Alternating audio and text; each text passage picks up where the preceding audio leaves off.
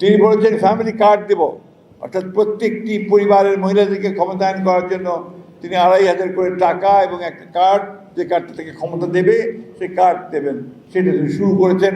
ইতিমধ্যে সারা দেশে এই কাজ শুরু হয়েছে এবং এই বছরের শেষের নাগাদ 41 লক্ষ পরিবারকে ফ্যামিলি কার্ড দেওয়া হবে। কৃষক কার্ড দেওয়া শুরু করে দিয়েছেন তিনি।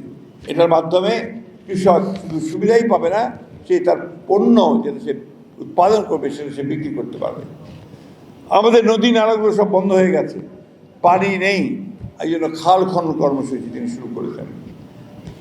মসজিদের ইমাম, মুয়াজ্জিম, মন্দিরের পুরোহিত, গির্জার পাদ্রী, তারা কোনোদিন বেতন পেত না, ভাতা পেত না, ওই সকল দানের উপরে তাদেরকে করতে হয়, তাই না? আমাদের তারেক রহমান সাহেব এটা শুরু করেছেন সকলকে ভাতা দেওয়া। দেশ জুড়ে যে কোনো কেনাকাটায় 10,000 টাকার বেশি অফার, তাই পেমেন্ট মানেই বিকাশ। তিনি ভাতা দেওয়া শুরু করেছেন। এই যে বিষয়গুলো, এগুলো হচ্ছে সাধারণ মানুষের কাছে যাওয়ার বিষয়, সাধারণ মানুষকে কল্যাণের জন্য।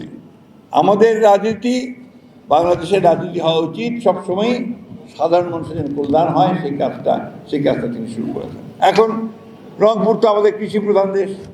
আগে তামাক করতেন আপনারা, এখন তামাকের অনেক বাধা নিছেন, তাই না? তামাকের টাকা পান না সেইভাবে। আর ধান অন্যান্য, এখন ভুট্টা হয় এই চারদিক থেকে, তাই না? ভুট্টা হয়, আলু হয়, আলুর তো আপনার দামে নাই, 10 টাকা এবার শেষ হয়ে গেছে, তাই না? খুব ভালো লাগলো, আমি আপনার মেলার মধ্যে একটা দোকান থেকে একটা স্টল দেখলাম। সেই স্টলে তারা বললো যে তারা এবার 1,38,000 টন আলু রপ্তানি করেছে। এটা ভালো আপনার জাতের আলু, এবং এটা দিয়ে আপনার চিপস তৈরি হয়। তা আমরা যদি আলুটাকে রপ্তানি করতে পারি, এই ভুট্টার ছাল থেকে যদি আমরা বিভিন্ন প্রোডাক্ট তৈরি করতে পারি, আমরা যদি আপনার ভালো জাতের ধান উৎপাদন করে চাল বিদেশে রপ্তানি করতে পারি, আম, আপনাদের এখানে হাড়িভাঙ্গা আম খুব নাম করা আম, সেগুলোকে প্রক্রিয়াজাত করে আপনার কোল্ড স্টোরেজে রেখে আমরা যদি বিদেশে রপ্তানি করতে পারি, তাহলে আমাদের কৃষকেরা অনেক বেশি এখানে উপকৃত হবে। অর্থাৎ উনি ইতিমধ্যে প্রোগ্রাম নিয়েছেন যে রংপুর, রাজশাহী এই বিভাগগুলোকে তিনি এগ্রিকালচার হাব অর্থাৎ কৃষির কেন্দ্র করতে চান, এবং এখানে তিনি সমস্ত বড় বড় সঙ্গে সঙ্গে মাঝারি বা ছোটো যারা বিনিয়োগকারী, যারা ইনভেস্ট করবে, তাদেরকে নিয়ে তিনি কৃষিজাত পণ্য বিক্রয়ের ব্যবস্থা করতে চান। আমাদের সমস্যাটা কি? আমাদের অনেক সবজি হয়, ফসল হয়, কিন্তু আমরা ঢাকার বাজারটা পাই না, দাম পাই না, তাই না? বাজারজাতকরণ যেটাকে আমরা মার্কেটিং বলি, এই মার্কেটিংটাকে আমাদেরকে ভালো করে করতে হবে। এই বিষয়গুলো আমাদেরকে জানতে হবে। এই যে আমাদের মা বোনেরা, আমি দেখলাম আপনার স্টলের মধ্যে, মেলার মধ্যে, তারা খুব সুন্দর আপনার হাতের কাজ করে বিভিন্ন রকম সতরুচি, কার্পেট, আপনার কাঁথার বেডশিট, বেড কাভার এবং বিভিন্ন রকম ফার্নিচার তৈরি করতেছে এই হাতের কাজ দিয়ে।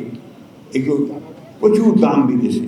যদি আমরা রপ্তানি করতে পারি, কানেক্ট করে দিতে পারি, তাহলে কিন্তু এগুলো আপনার অনেক দাম নিয়ে আসতে পারবে। আমি একবার চীনে গিয়েছিলাম অনেক আগে। তা আমি গিয়ে দেখি গ্রামের মধ্যে আপনার মহিলারা দুপুরবেলা যখন ছুটি হয়, ওদের ফ্যাক্টরিতে থাকে, 2 ঘন্টা ছুটি থাকে, চলে আসে বাসায়, সব উলের কাজ করছে, হাতে বোনা সোয়েটার বুনতেছে উল দিয়ে। যে আপনারা এটা করছেন কেন? কি আবার যে আমরা যে সোয়েটারটা তৈরি করব, এটা আবার আমাদের একসাথে করে এটাকে বিদেশে চলে যাবে, এটার অনেক দাম, বিদেশে অনেক দামে এটাকে বিক্রি করতে পারবো। এই যে আপনার একটা প্রত্যেকটা মানুষকে কাজের সুযোগ দেওয়া, তার কাজ করে যে সে পণ্য উৎপাদন করবে, এই পণ্য উৎপাদন করে কৃষককে বাজারজাত করবে, এই বিষয়টা কিন্তু খুব জরুরি, যেটা তারেক সাহেব শুরু করতে যাচ্ছেন। ক্রিয়েটিভ ইকোনমি, সৃজনশীল অর্থনীতি নাম দিয়ে এই কাজটা তিনি শুরু করতে যাচ্ছেন।